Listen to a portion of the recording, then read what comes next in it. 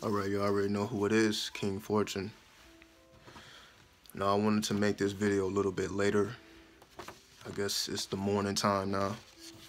You know, let all the children go to sleep, let all the idiots, they should be off doing whatever the fuck they do. This is for adults only. Because when we have conversations about sex, motherfuckers are just too immature to have that real conversation, right? So we're gonna do this late. You know what I mean? Let all the other motherfuckers watch it later.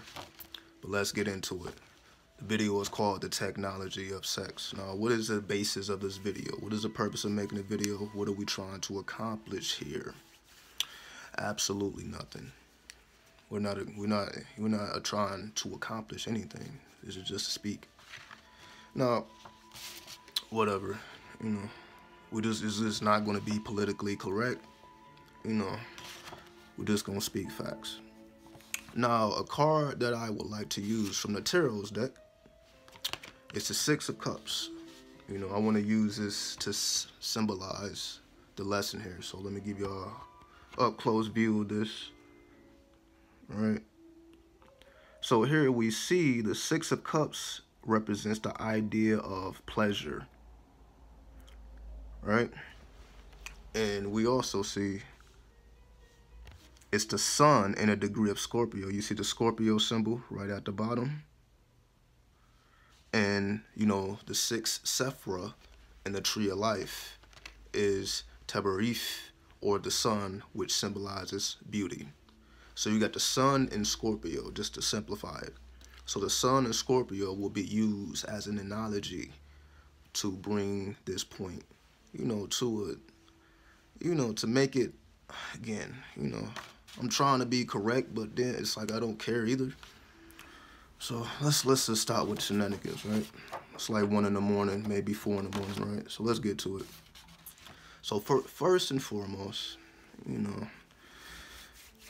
the reason I don't really do these videos is because, whenever we're talking about, transsexuals, gay people, homosexuals, whatever the fuck they want to call themselves, right? No disrespect to nobody, because again, I can care less about what the fuck you do. But let's get into it, right?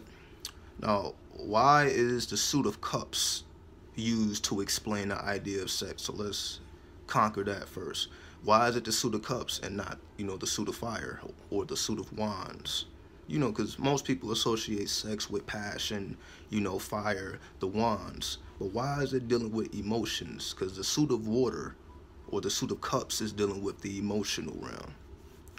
So why is it dealing with the emotional realm versus the realm of desires and passion? Because, we normally think of it in that sense. The reason it's dealing with the emotional realm is because, as we know, or as we should know, not only are the emotions triggered by your thoughts, mainly your subconscious thoughts, not necessarily, your conscious thoughts, but your subconscious thoughts. This is what triggers the emotional responses that we have. Now we know when we are engaging in sexual intercourse, it can be a very emotional act. Of course, it can be an act of passion, but it can also be an emotional act. But the reason we're focusing more on the emotional act because it goes more in depth. So now we're not talking about just randomly having sex with people and, just having fun. We're talking about going into the depths of your instinctual essence, or your primitive or primordial essence, meaning your essence before we were programmed by religion. Now, of course, I have to always mention this because it's due to religion that everybody feels some type of way about sex, all right? Religion got everybody in this childish state of mind, and yes, we're gonna keep banging on religion because it's no good, So it keeps people in a childish state of mind, and it keeps them away from fully expressing who and what they are. Why? Because the fear of going to hell, right? If you do this, you do that, you're going to hell. Or you're committing the ultimate sin, yada, yada, yada. You're supposed to be married, one man, one woman, all this madness, right? We must understand, prior to 2,000 years ago, people didn't think like this. So let's just put this into context. Before 2,000 years ago, people didn't think in these terms. It was no, this is how things should go. It was just based on the natural flow of energy. For example, let's just say a teenage woman, right?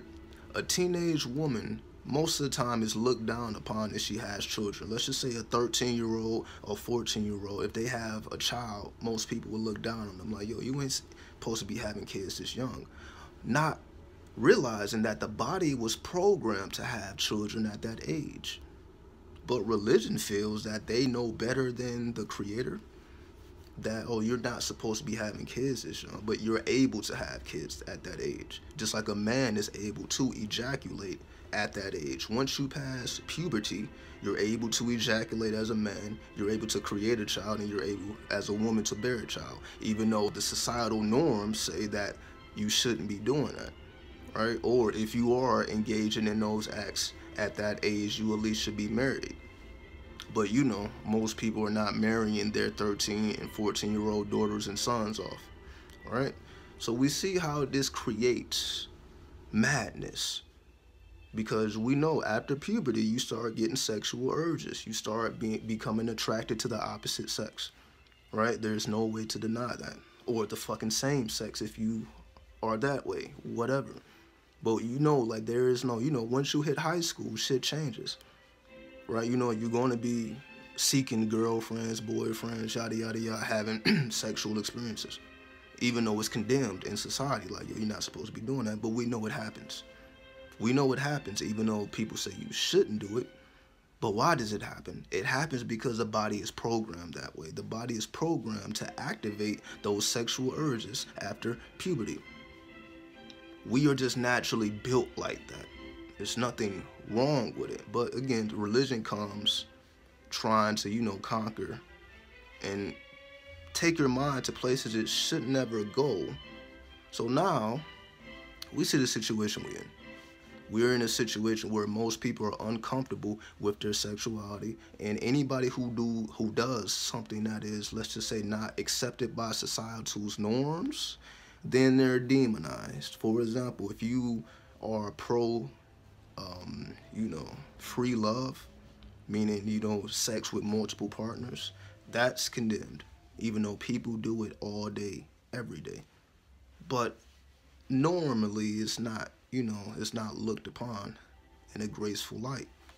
And the only reason that is because we have this tradition set before us that's letting us know that this is, you need to follow this direction. And anybody that's not following this direction, we're not only going to, you know, say you're condemned to hell, we're also going to, you're not going to get certain opportunities in the workforce. Like, this is what I mean by it starts to affect your entire well-being because of these societal norms. Your whole life is affected if you choose to do something other than what is condemned or considered religious or righteous, right? So now that we got this context laid down, we also understand the emotional realm, but we have the sun. Remember the Six of Cups, that six is the sun. If we're talking about the Kabbalah, the tree of life, that symbolizes beauty. So we're dealing with the sun going into the suit of cups. So now that we deal with the emotional realm, again, to go further in depth, not just an act of hot passion, to go into deeper emotional depths. But what allows you to go into these deeper emotional depths is the energy of the sun, or that masculinity is able to shine that light on those emotional depths. In other words, the sun representing the purity of light, the purity of energy. That sun shining into that emotional plane allows you to do what you feel is right, what you feel is okay. That's why it's pulling from the sun and not another human being. Because if we pull our information from the sun and not other human beings, then we see how things change, because that's what was going on pre-religion. You had astrologers, right? You had people, fortune tellers and all this stuff who were getting their information from the stars. They were readers of the stars. This is where natal charts come from. So like who and what you are was already written in the stars. So we pulled all of our information from the sun, which we know is a gateway or a portal to Sirius, right? The sun is just reflecting the greater light of Sirius, specifically Sirius A, which is the brightest star, you know, that we can perceive, right? So this is giving an idea of pulling your intelligence or your information from the sun versus a tradition that was started after the fact. This is also why, you know, in the Bible, in the holy books, those arts are condemned. Astrology, numerology, so on and so forth, tarot cards. All this is considered demonic. All this is considered of the devil. It's right in these books, even though these books were never meant to be taken literally, but nonetheless, we know that they are taken literally. So we see why there's so much confusion in the world. Is it going to change? It may change, it may not. But nonetheless, this is just to lay down the foundation of the technology of sex. If let's just break it down, the technology just means the inner workings and the outer workings of sex in terms of the actual physical act, the emotional act, as well as gender. Because again, now we are in a society where, you know, gender is becoming, the line between gender is becoming blurred, right? The line between gender is becoming blurred. This is the times we are in. And some people say it's an agenda, you know, by the elites. You know, they want to turn everybody gay. They want to turn everybody, you know, to this opposite mess. But before, again, religion, people were already moving in this direction. The only thing that stopped the natural evolution of things was religion. If you don't follow us, we're going to cut your head off. There's no other way around it, right? So this is why I say, you know, everybody who's religious, you got to live with that truth that is bloodshed on the very God that you worship. The very God that you worship was cutting off heads if they didn't believe what you believed. And we know that's human shit. That's not spirituality. That's not divinity. That's human shit. That's what humans do. We see it every day, all day. Humans are egotistical. Divinity is not egotistical, even though we try to make it. Just like in the 10 Commandments, they say God is a jealous God. Why in the fuck would God be jealous of something that he created or she created, right? How are you jealous of something that you created if you are the creator? How does this make sense? It doesn't make sense, but we try to pretend like it makes sense, and we try to go along with life like this shit makes sense, and it doesn't, and we wonder why we are in the land of psychopaths. Because we live in a reality that is contradictory of nature. We live in an artificial environment, as they say. This is not in alignment with nature. So now that we have laid this down, right? Again, I just got to send my shots, you know, because motherfuckers be on stupid time. Now, this basically says the fulfillment of the sexual will. This is where pleasure comes from. You get pleasure when you fulfill your sexual will, not necessarily just engaging in the act of sex. When you fulfill your sexual will, which could be anything. We all come into this world with certain desires, with certain interests and certain magnetic attractions to people, places, and things. So how you choose to fulfill your sexual will, you have to know who you are first and foremost. Because if you don't know who you are, because of the programming, then there is no way for you to fulfill your sexual will without knowing what the sexual will is, because it has been suppressed. All right? Now, this is also foreign to the idea of you just really, let's just say, artificial desires. You have your real desires, then you have the artificial desires. Artificial desires is, okay, I'm going to go to school, you know, get a diploma, get a good job, all this madness, right? Those are artificial desires. It's not, children are not thinking like this. Just as an example, a child isn't thinking about what am I going to get a degree in, what job I'm going to work. They're just enjoying the essence of life and the life force. They just want to play. They're not worried about what their future is, so on and so forth, because in our natural essence, we didn't think in these terms where we had to follow a certain path. There was no chosen path to follow. Everyone was free to walk whatever paths that they actually incarnated to walk. For example, if you were reincarnated into the priesthood of Osiris, or the priesthood of Set, or the priesthood of Mayat, those all designated certain paths that were already, pre-planned. Or for example, it's the same thing with the zodiac. If you were a Scorpio, based on the time you were born, you would be raised amongst Scorpios. This is before, one parent or two parents, all that. Like, okay, every child is raised by their parents. This is before this, as they say, the child was raised by the village.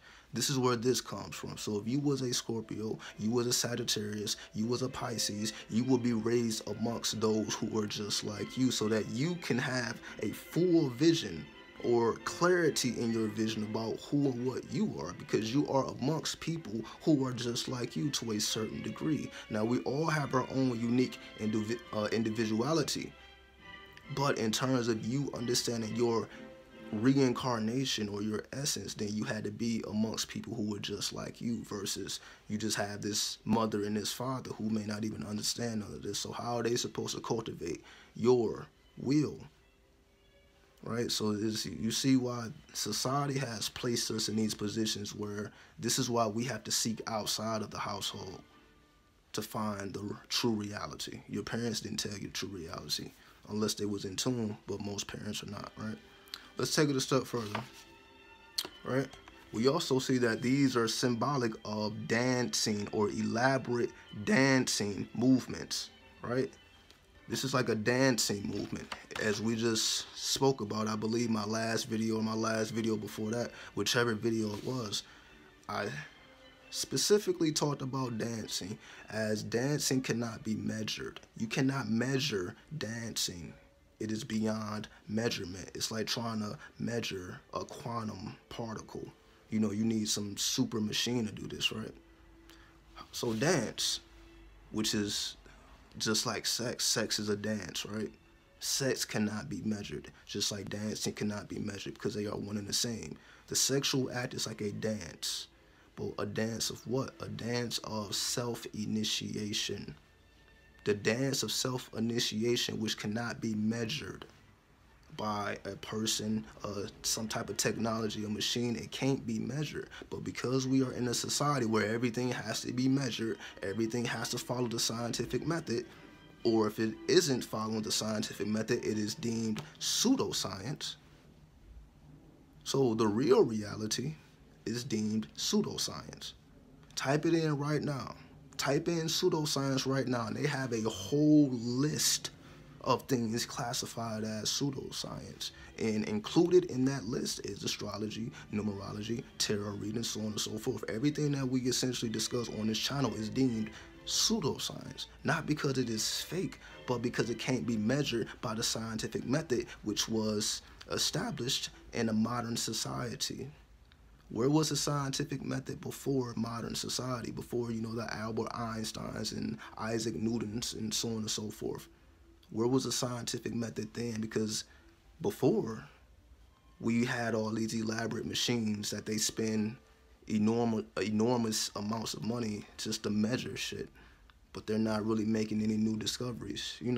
That's a whole nother conspiracy, but nonetheless. Let's get back to the point.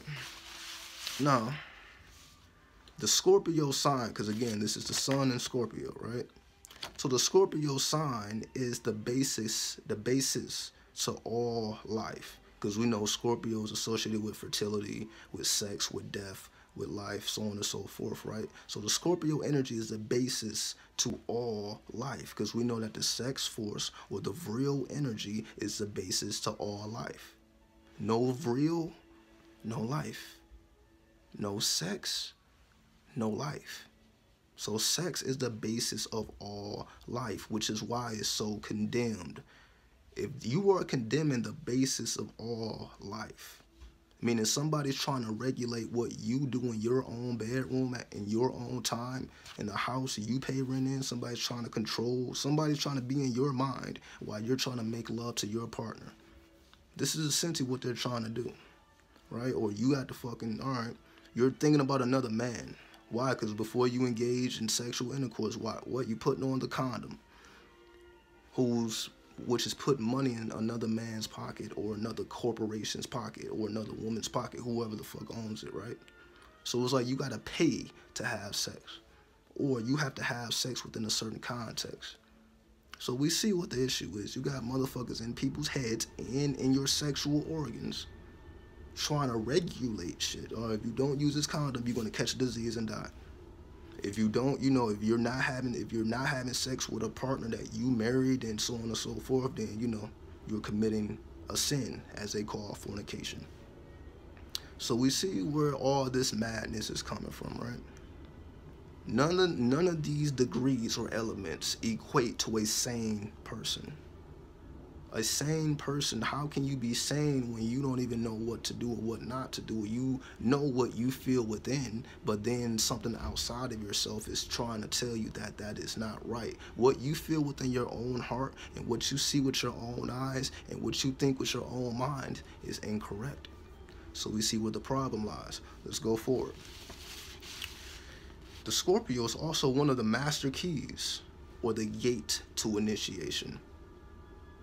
Now we're taking it a step further. So why is it so much madness associated with this gate called sex? Sex is the gate of initiation. You have to go through the gateways of sex in order to initiate yourself into the deeper mysteries, which is why it's dealing with the suit of cups or the emotional realm. So that gateway is you penetrating deeper into the emotional realm so that you can go into those initiation phases of purifying your mind. The purpose of initiation, especially self-initiation, is to purify your mind from everything I've been speaking about. The only way for you to purify yourself from feeling any type of guilt, any type of misunderstanding, any type of, anything that takes you out of that moment, anything that takes you away from yourself, you have to go through a phase of self-initiation. And those gateways, or that door of self-initiation, is the sexual act.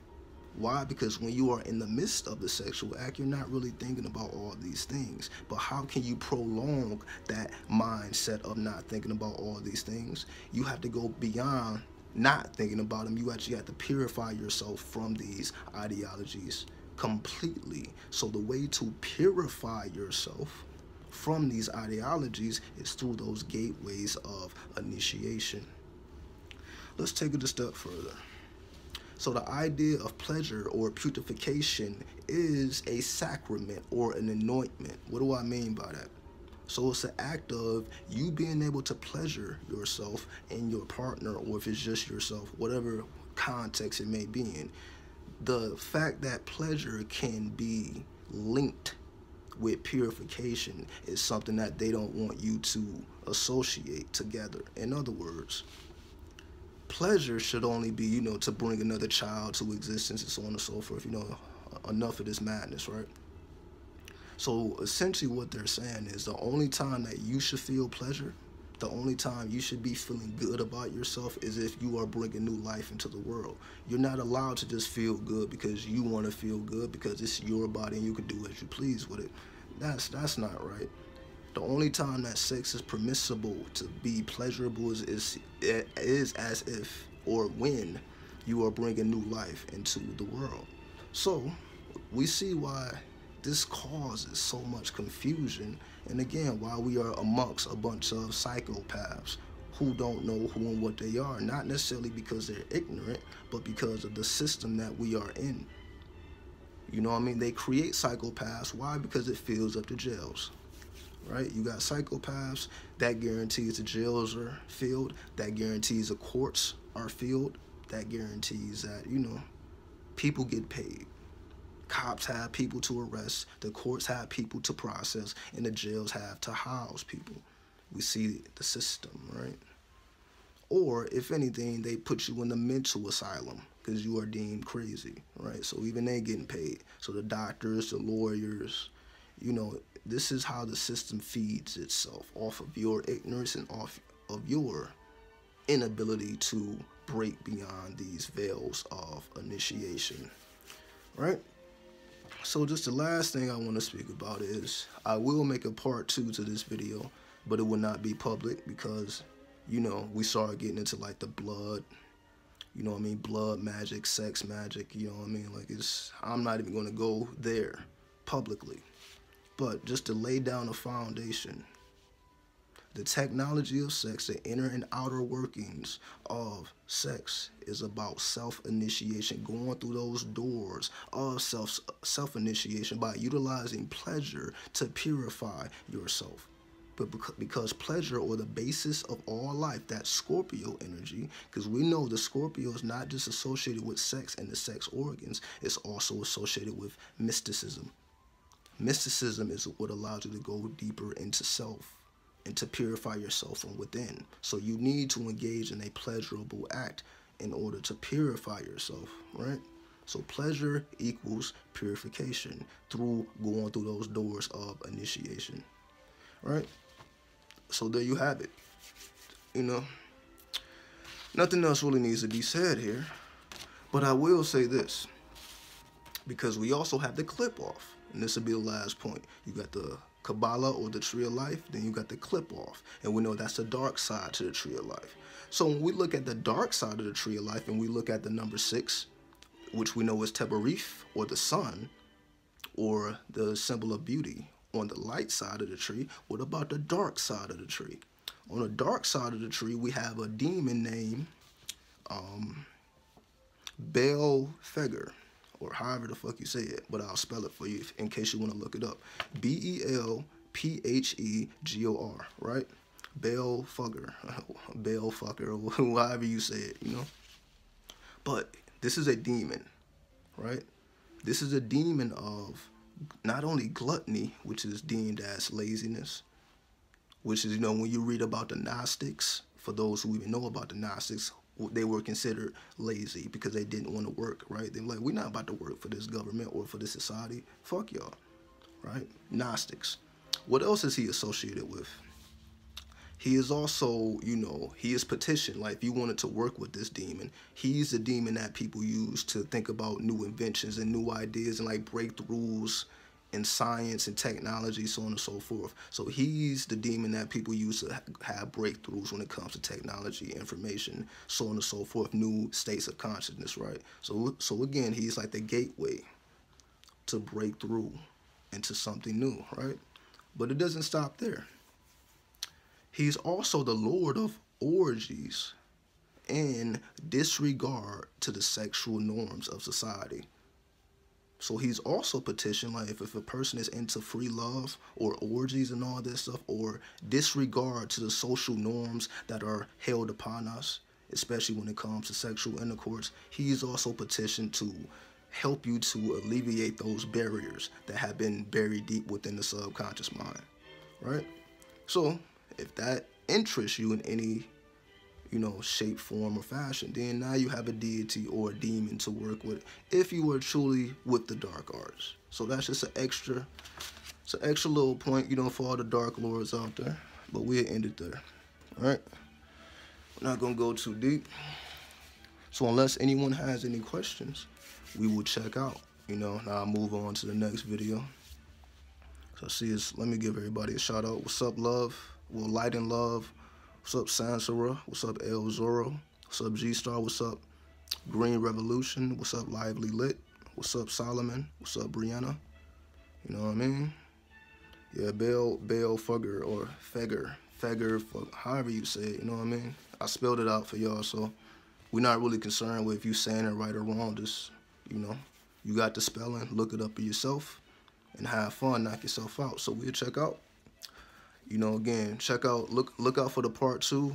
I'll probably do it like next week because I got a lot more videos already lined up. But you know, y'all take it easy. We out. 1.